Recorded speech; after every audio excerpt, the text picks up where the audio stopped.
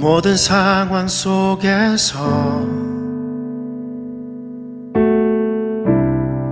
주를 찬양할지라.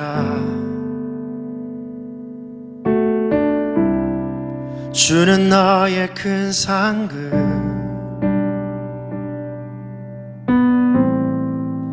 큰 도움이시라.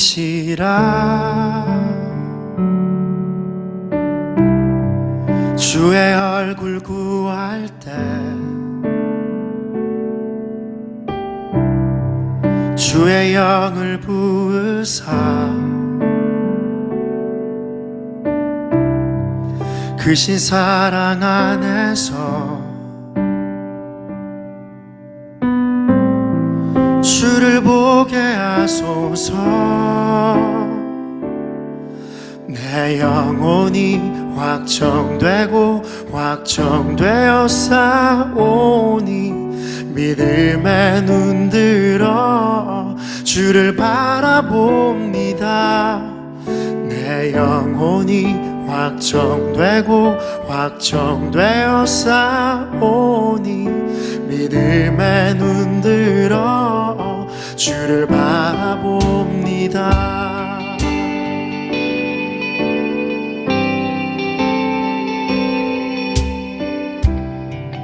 모든 상황 속에서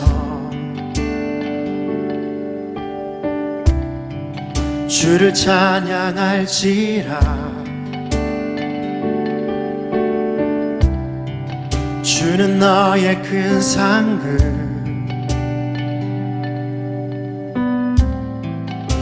큰 도움이시라. 주의 얼굴 구할 때 이 시간 주의 영을 부으사 크신 사랑 안에서 주를 보게 하소서. 내 영혼이 확정되고 확정되어 싸우니 믿음에 눈들어 주를 바라봅니다.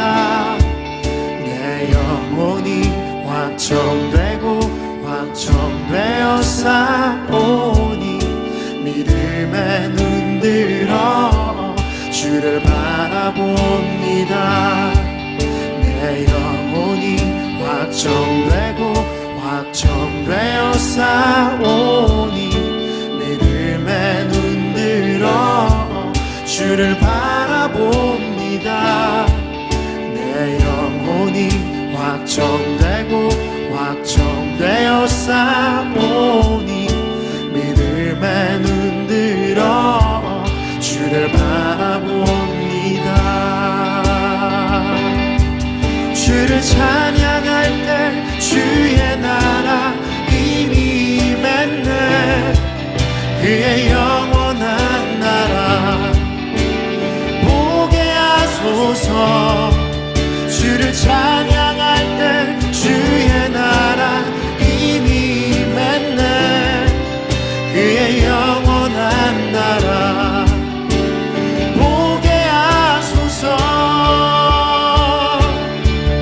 내 영혼이 확정되고 확정되어 싸우니 믿음에 눈들어 주를 바라봅니다. 내 영혼이 확정되고 확정되어 싸우니 믿음에 눈들어 주를 바라봅니다. 내 영혼이 확정되고 확정되어 싸우니 믿음에 눈들어 주를 바라봅니다. 내 영혼이 확정되고 확정되어 싸우니 믿음에 눈들어 주를 바라봅니다. 내 영혼이 확정 확정되고 확정되어 싸우니 믿음에 눈들어 주를 바라봅니다. 내 영혼이 확정되고 확정되어 싸우니 믿음에 눈들어 주를 바라봅니다.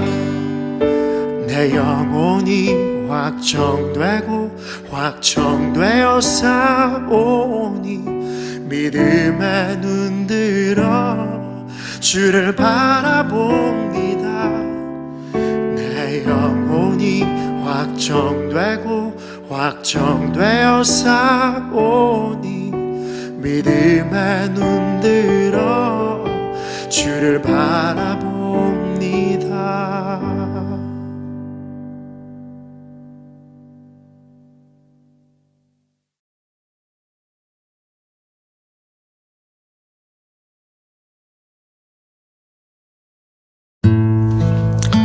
(11월 29일) 예배에 함께 온라인으로 동참해 주신 모든 가족들을 환영하고 사랑하고 축복합니다.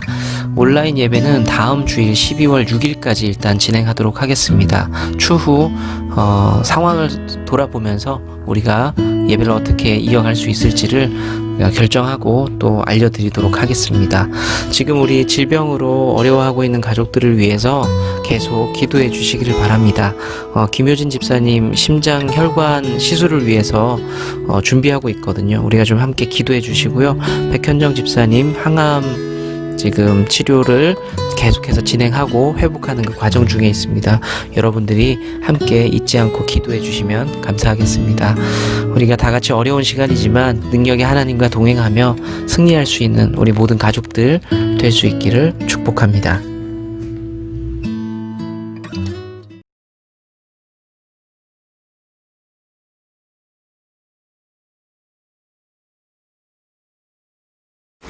우리의 목자가 되시는 하나님, 사랑으로 늘 함께하여 주시니 감사를 드립니다. 이 시간도 성령의 은혜로 예배드리며 임마누엘 하나님을 깨닫게 하옵소서. 점점 차가워지는 기온 속에서 트윈데믹의 상황까지 모두가 어려워지는 때입니다. 어려움 속에서도 주님을 더 붙잡을 수 있는 힘과 용기를 주시옵소서.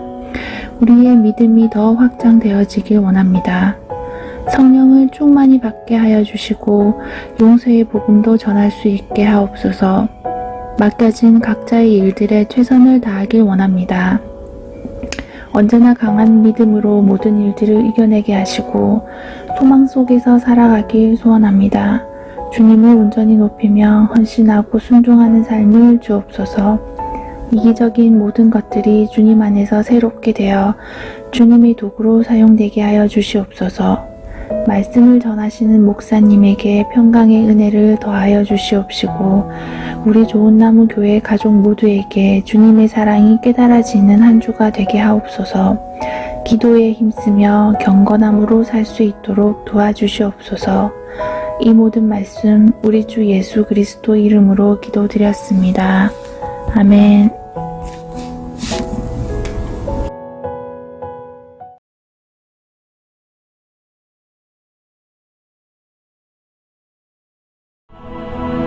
이것이 천지가 창조될 때 하늘과 땅의 내력이니 여호와 하나님이 땅과 하늘을 만드시던 날에 여호와 하나님이 땅에 비를 내리지 아니하셨고 땅을 갈 사람도 없었으므로 들에는 초목이 아직 없었고 밭에는 채소가 나지 아니하였으며 안개만 땅에서 올라와 온 지면을 적셨더라.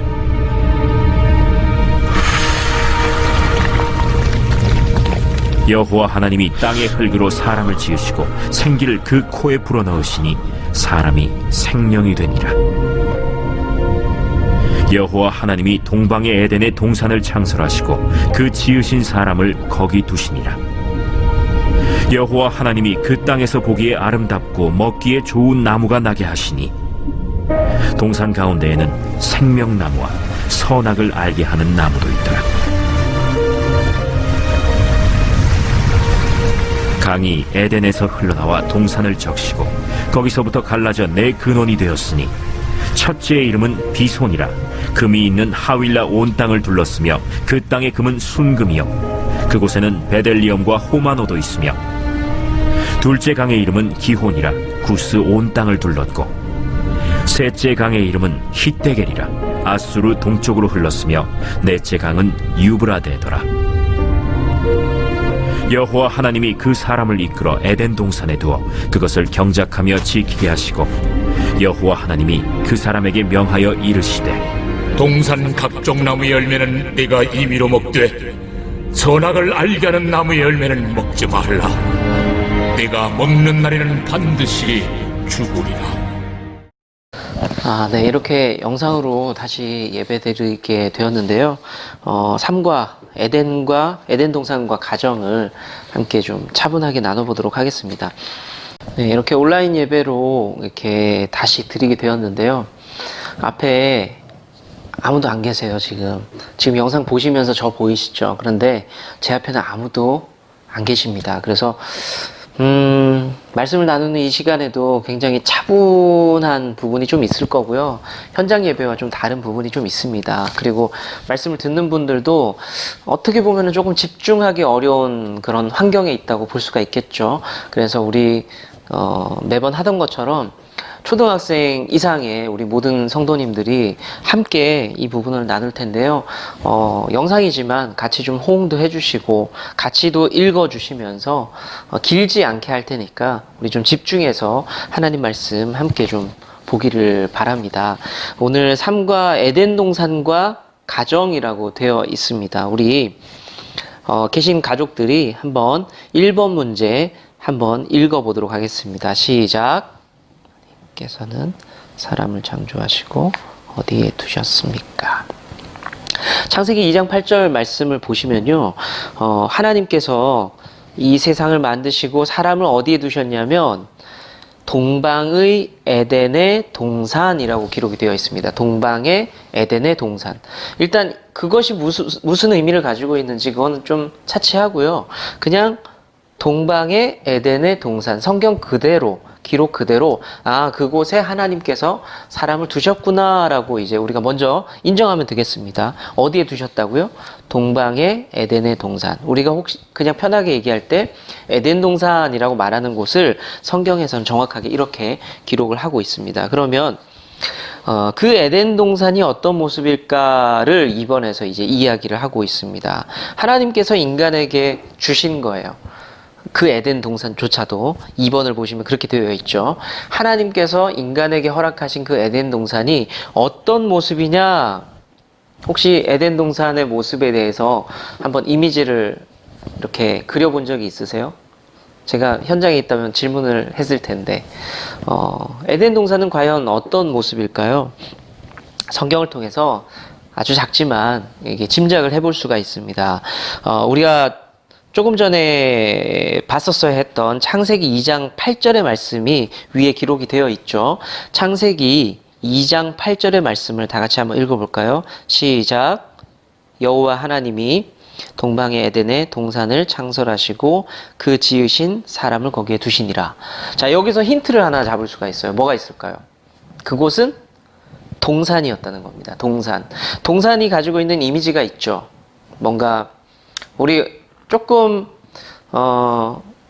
어린 친구들 혹시 알 수 있을까요?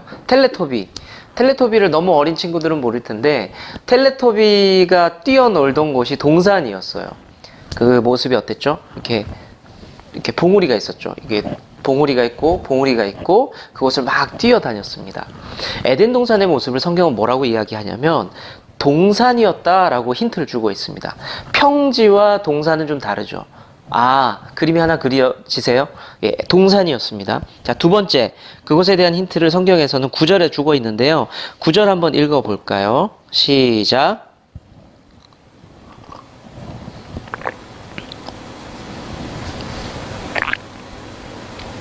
네, 그곳을 봤는데 동산이었고 그것에 뭐가 있어요? 뭐가 있었죠? 좋은 나무가 거기 있었다는 거예요. 우리 교회 이름이랑 똑같죠. 여기에는 어떻게 표현했냐면 보기에 아름답고, 그러니까 멋있는 나무였어요. 좋은 나무가 있었고 뭔가 과실수도 있었던 것 같아요. 먹기에도 좋은 그런 나무들이 있었다라고 기록을 하죠. 특별하게 두 나무를 콕 집어서 성경은 이야기합니다. 하나는 생명나무, 또 다른 하나는 선악을 알게 하는 나무라고 되어 있습니다. 자, 그림이 조금 더 만들어지나요? 동산이 있습니다. 그리고 나서 그 동산에는 나무들이 있어요. 나무가 많아요. 근데 그 중에서 특별한 명찰을 가진 두 나무가 있어요. 선악을 알게 하는 나무와 생명나무가 있었더라. 이제 그림이 좀 그려지시죠? 구체적으로. 자, 그러면 10절부터 14절까지의 말씀을 이렇게 한번 보자고요. 제가 잠깐 시간을 드릴게요. 한번 눈으로 각자 한번 읽어보세요. 거기에는 뭐가 있었는지 한번 찾아보는 거예요. 한번 눈으로 한번 읽어볼게요.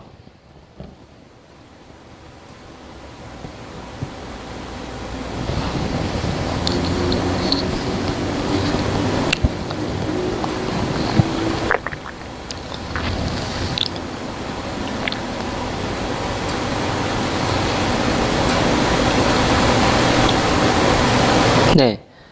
다 보셨어요? 거기에는 뭐가 있었죠? 혹시 예람아, 지금 보고 있지? 거기에 뭐가 있었지? 한번 생각해봐. 거기에 뭐가 있었어요? 그렇지. 강이 있었어요, 강. 자, 그러면 옆에 혹시 선홍이 있니? 선홍아, 그 강이 몇 개였는지 맞출 수 있겠어? 거긴 강이 있었어. 근데 몇 개의 강이? 그렇지. 4개의 강이 있었어. 아담과 하와가 있었던 그곳은 동산이 있었고 나무들이 많았고 나무들 중에서도 생명나무와 선악을 알게 하는 나무가 있었죠. 그리고 나서 그곳에는 4개의 물줄기가 흐르고 있었습니다. 자, 이제 그림이 그려지죠. 그 물줄기의 이름이 강 이름이 기록이 되어 있는데 비손과 기혼과 힛데겔과 유브라데라고 어찌됐든 성경은 그런 이미지를 주고 있어요. 자, 에덴의 동산, 에덴 동산의 이미지가 대충 그려지시죠, 이제. 자, 그러면 3번의 질문을 한번 읽어 보도록 하겠습니다. 여러분들은 눈으로 읽으시고요. 지송이가 한번 읽어 보죠. 3번 시작.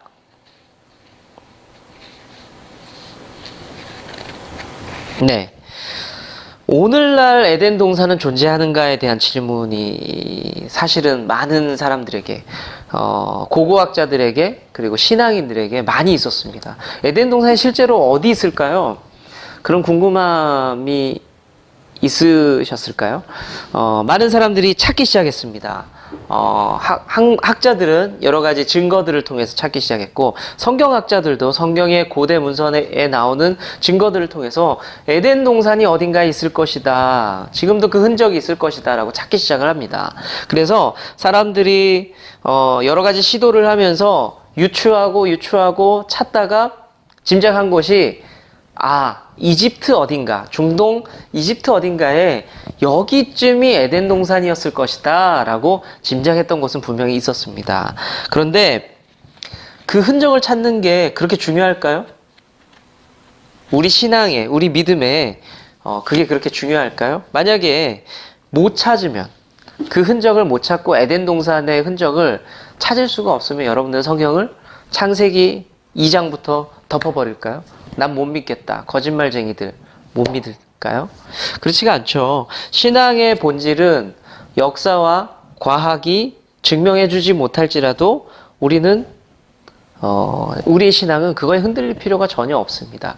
우리가 과학을 믿는 건 아니잖아요. 우리가 역사를 믿는 건 아니잖아요. 신앙의 영역은 좀 다른 영역이라고 보시면 좋을 것 같아요.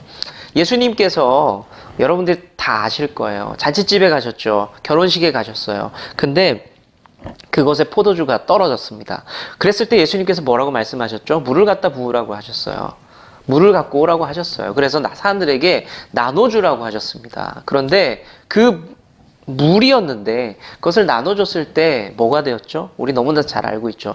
물이 변하여 포도주가 되었죠. 그런데 여러분들이 과학적으로 생각하는 사람이 물의 분자기호와 포도주의 분자기호를 비교하면서 말도 안 돼, 이렇게 무엇을 넣어도 이렇게 합성할 수 없어 라고 판단한다면 그 사람은 더 이상 신앙을 갖기가 어렵겠죠. 여러분들에게 똑같이 질문해 볼게요. 물이 변해서 포도주가 되었대요. 과학적으로 증명이 안 돼요. 그런데 여러분들 어떠세요? 믿으시겠어요? 대부분의 성도들은, 대부분의 신앙인들은 믿습니다.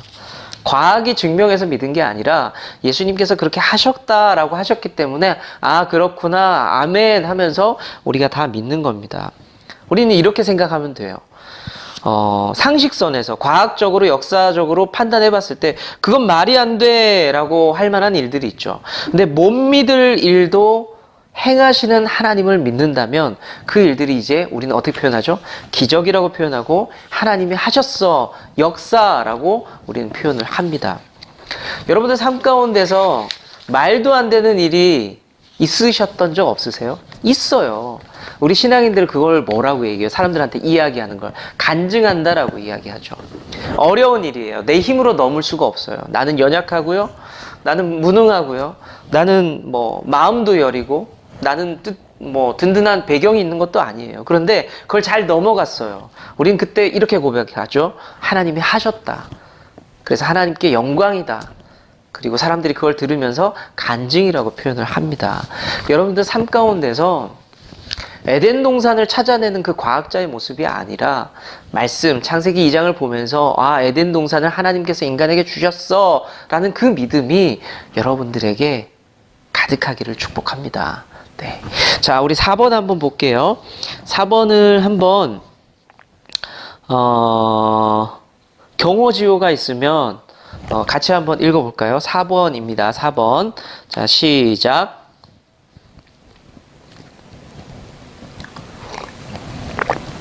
자, 우리가 이미 잘 이미 보았던 내용인데요. 에덴 동산에는 두 나무 종류가 명찰이 붙었어요. 얘네는 이름이 있었어요. 하나가 생명나무였고요. 그리고 또 하나가 선악을 알게 하는 나무였습니다. 자, 그런데 보세요. 그 두 나무 중에서 하나님께서 안 돼, 먹지 마 라고 하는 그 나무에 열매가 있었죠. 그게 뭐였죠?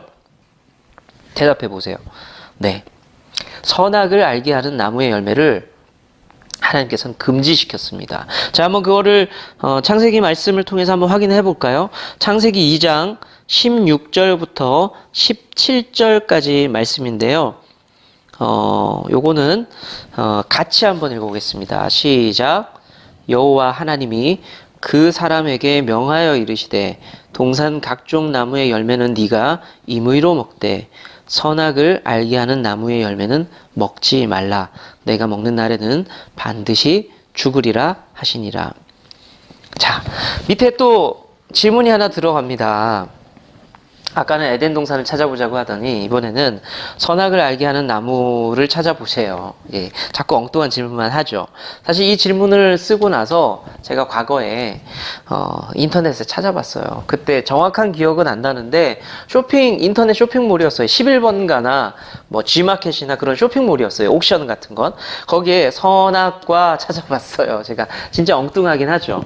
근데 뭐가 하나 뜨긴 떴어요. 그게 책이었는지 뭐였는지 모르겠는데 뭐가 하나 뜨긴 떴어요. 그래서 제가 그냥 혼자 웃었던 기억이 나는데 선악과를 지금 어디서 주문해서 받을 수 있을까요? 우리가 어디서 찾을 수 있을까요?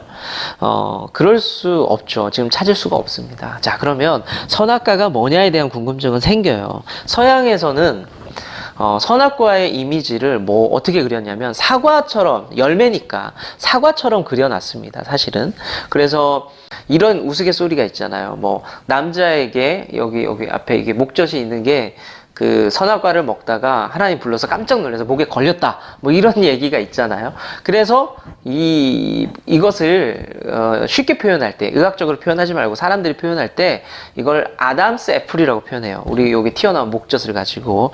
이 사람들은 선악과의 이미지를 그러니까 사과로 그려냈습니다. 그럼 사과처럼 생겼을까? 이런 궁금증이 사실 좀 저도 있었어요. 근데 한번 그냥 이거는 그냥 짐작이에요. 짐작인데 선악을 알게 하는 나무의 열매, 선악과라고 우리가 속칭 부르죠. 자, 선악과의 열매를 따서 여자가 먹고 남자가 먹었어요. 그럼 나중에 나오지만 그것을 먹고 나서 이 두 사람에겐 변화가 생겼는데 부끄러움을 느끼기 시작합니다. 자기가 옷을 벗은 것을 부끄러워하고 서로를 보면서 부끄러워하기 시작을 해요. 그래서 부끄러움을 가리기 위해서 가까이 있는 커다란 나뭇잎의 열매를 떼어서 몸을 가리게 되죠. 자, 그러면 우리가 짐작을 해보는 거예요. 먹었어요? 바로 느낌이 왔어요? 그러면 저기 멀리 막 뛰어갈까요? 아니요. 가까이에 있는 나무 잎사귀를 뜯을 확률이 높죠. 그런데 그 뜯은 나무 잎사귀를 성경은 뭐라고 얘기하냐면 무화과 나뭇잎이라고 얘기해요. 그러면 우리 이런 생각은 해볼 수 있어요. 선악과는 무화과 열매였을까? 정도는 생각할 수 있어요. 하지만 이것도 똑같아요. 그것을 너무 분석해서 찾고 의미를 두는 것은 우리의 신앙과 그리고 본질과 아무 상관이 없다라는 겁니다.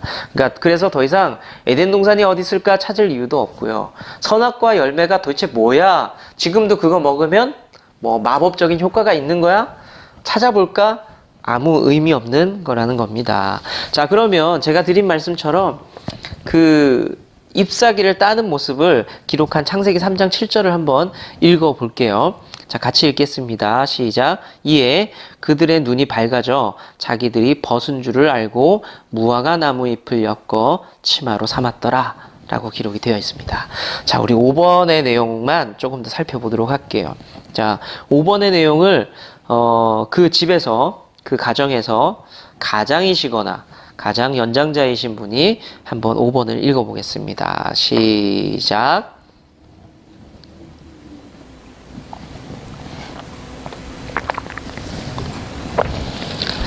자, 선악과를 먹는 날에는 어떻게 될 것이냐라고 하나님께서 분명히 말씀을 하셨어요. 자, 창세기 2장 17절을 한번 읽어볼게요. 같이 읽습니다. 시작. 선악을 알게 하는 나무의 열매는 먹지 말라. 네가 먹는 날에는 반드시 죽으리라 하시니라. 하나님께서 금지시키셨죠. 아까도 나눴듯이 금지시켰습니다. 그것을 먹지 말라라고 하셨어요. 그리고 그걸 먹으면 죽는다라고 조금 과격한 표현일 수 있는데 그냥 직설적으로 이야기하신 겁니다. 이거 먹으면 죽어. 그러니까 먹지 마라고 이야기를 합니다.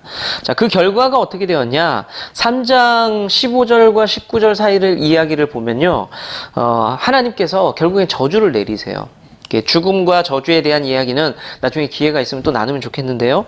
어찌됐든 하나님께서는 그 결과로 저주를 내리시는데 너희들이 죽지 않은 존재였는데 이제 죽음을 겪게 될 것이다. 그리고 일하지 않고는 먹고 살 수가 없을 거야. 노동하게 될 것이다. 그리고 또 하나는 여자는 아이를 출산할 때 해산의 고통을 느끼게 될 것이다. 여러분들 어떤 생각이 드세요?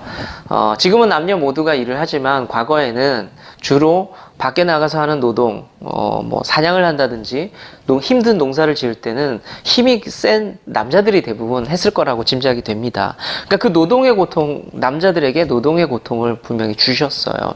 그리고 여자분들은 해산의 고통이 어떤지 겪어보신 분들이 많이 계실 거예요.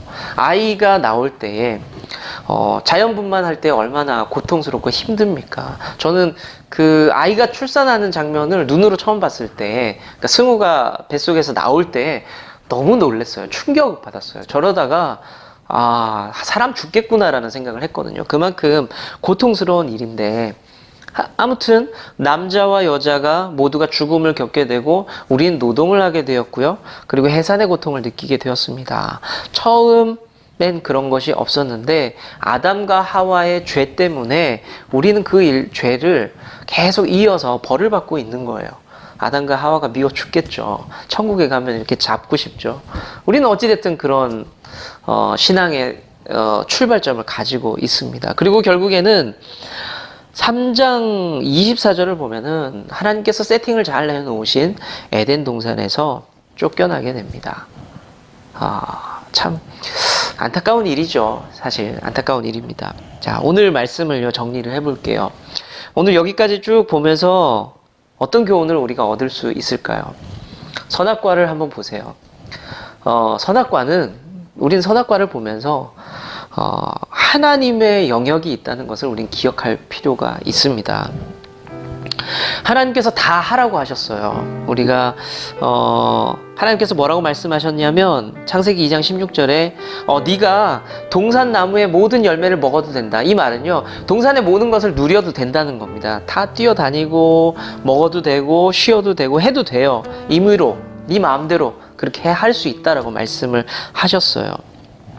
거기서는 먹고 쉬고 모든 것이 안전했었습니다. 그런데 단 하나, 선악과는 먹지 말라라고 하셨죠. 모든 것은 다 되는데 하나는 먹지 말아라.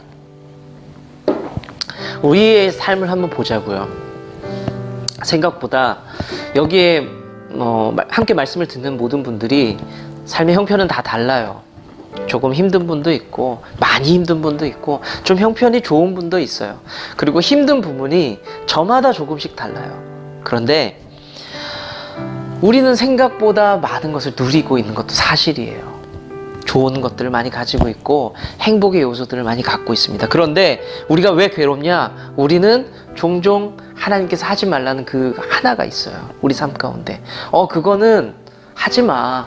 그거는 내 영역이야. 그거는 하지 말고 다른 것들을 누리면 좋겠다라고 말씀하시는데 꼭 우리는 그거에 눈을 돌리죠. 그걸 갖고 싶어요. 집착을 하고 때로는 하나님 왜 이거 안 주세요? 라고 원망을 합니다.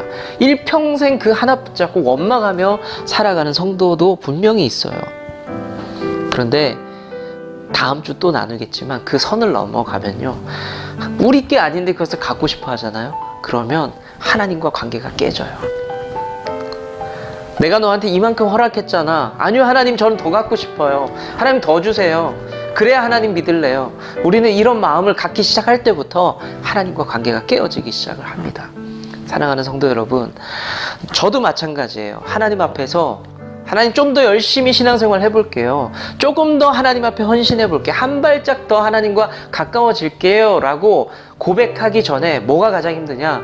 하나님, 나 이게 너무 싫어요. 하나님, 나 이거 좀 도와주면 안 돼요? 하나님, 나 이거 좀 채워주세요 라는 이 마음이 먼저 들면은 절대로 헌신할 수 없고 하나님 앞에 엎드릴 수 없고 하나님 앞에 포기할 수가 없게 됩니다. 그리고 하나님은 그 선을 넘어갈 때 오늘 말씀처럼 하지마 넘어갈 때 그것을 죄라고 말씀을 하십니다. 사랑하는 성도 여러분, 지금 손에 붙잡고 있는 많은 것들 앞에 감사하시고요. 혹여나 내게 주어지지 않는 그것이 있다면 그것이 돈이 될 수도 있고 그것이 어떤 질병이 될 수도 있고 그것이 어떤 가정 안에 어떤 문제가 될 수도 있어요. 사도 바울은 해결되지 않는 문제로 분명히 기도하던 사람이었는데 그게 해결이 안 됐어요.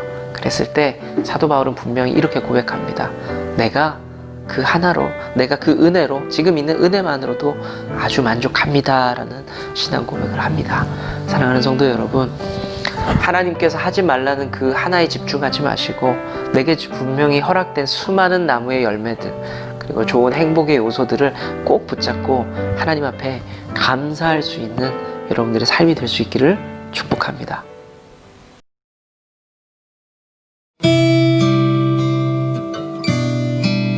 우리의 길 첫째, 우리는 오직 예수 그리스도를 섬기는 믿음의 가족으로서 정체성을 가집니다. 둘째, 우리는 서로를 향한 사랑과 용서를 통해 이 땅에서 천국의 쉼을 누립니다. 셋째, 우리는 십자가의 사랑과 부활을 증거하며 또 다른 좋은 열매를 소망합니다. 아멘.